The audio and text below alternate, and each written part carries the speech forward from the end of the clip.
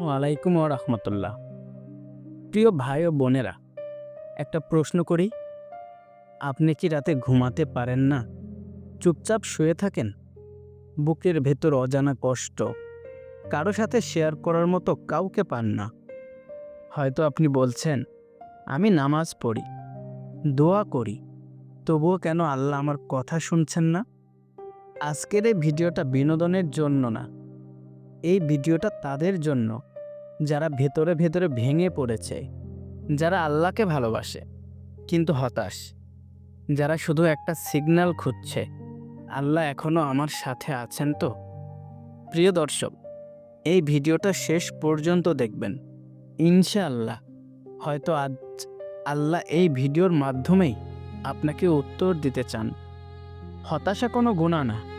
হতাশ হয়ে পড়া মানে আপনি দুর্বল না। রাসূল সাল্লাল্লাহু আলাইহি সাল্লাম নিজেও কষ্ট পেয়েছেন, কেঁদেছেন, দোয়া করেছেন। কিন্তু আসল বিপদ তখনই শুরু হয় যখন হতাশা আমাদের আল্লাহর উপর বিশ্বাস দুর্বল করে দেয়।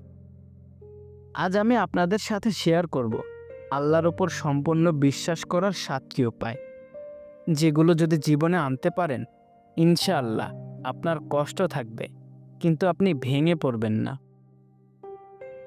নাম্বার 1, আল্লাহর সিদ্ধান্তে সন্দেহ করা ছেড়ে দিন। আমাদের প্রথম সমস্যা কি জানেন? আমরা দোয়া করি কিন্তু আল্লাহর সিদ্ধান্তে সন্দেহ করি।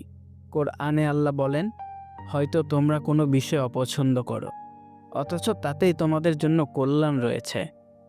আপনি যেটাকে হার মনে করছেন, হয়তো সেটাই আপনাকে বড় ধ্বংস থেকে বাঁচিয়েছে। বিশ্বাস মানে হলো সব বোঝা না গেলেও আল্লাহর ওপর ভরসা রাখা। নাম্বার 2, দোয়া কবুলের সময় আল্লাহই ঠিক করেন। অনেকেই বলে, আমি এত দোয়া করলাম, কিছুই হলো না।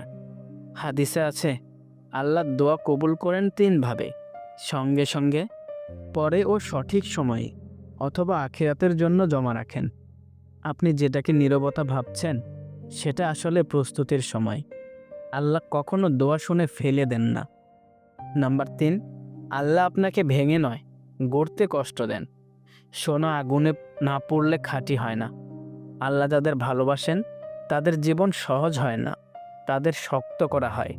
রাসূল সাল্লাল্লাহু আলাইহি সাল্লাম বলেন, সবচেয়ে বেশি পরীক্ষায় পড়েন নবীগণ, তারপর যারা তাদের নিকটবর্তী।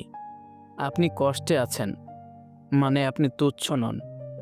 নাম্বার 4, নামাজকে বোঝা নয়, আশ্রয় বানান।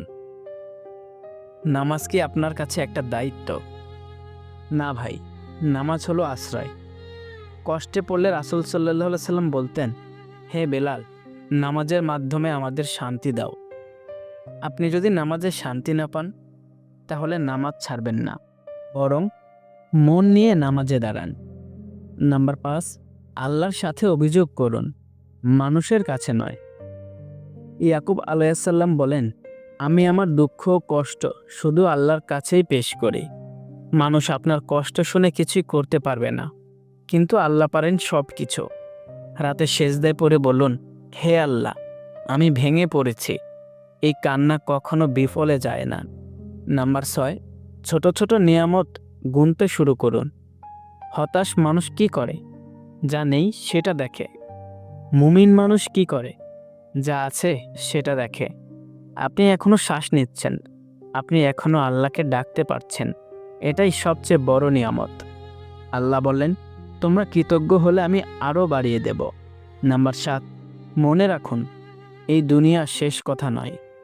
প্রিয় দর্শক, এই দুনিয়া পুরস্কারের জায়গা না, এই দুনিয়া পরীক্ষার জায়গা। আসল শান্তি আছে জান্নাতে। যারা এখানে কেঁদেছে, সেখানে তারা হাসবে। এক ফোঁটা জান্নাতের নিয়ামত এই দুনিয়ার সব কষ্ট ভুলিয়ে দেবে। ভাই ও বোনেরা, যদি আপনি এই ভিডিও শুনে একটু হলেও শান্তি পান, তাহলে বুঝবেন আল্লাহ এখনও আপনার সাথে আছেন। কমেন্টে লিখুন, ইয়া আল্লাহ, আমি তোমার উপর ভরসা রাখি। এই ভিডিওটা একজন হতাশ মানুষের কাছে পৌঁছে দিন। হয়তো আল্লাহ আপনাকে মাধ্যম বানাবেন কারো জীবন বাঁচানোর। আল্লাহ আমাদের সবাইকে পরিপূর্ণ বিশ্বাস দান করুন। আমিন।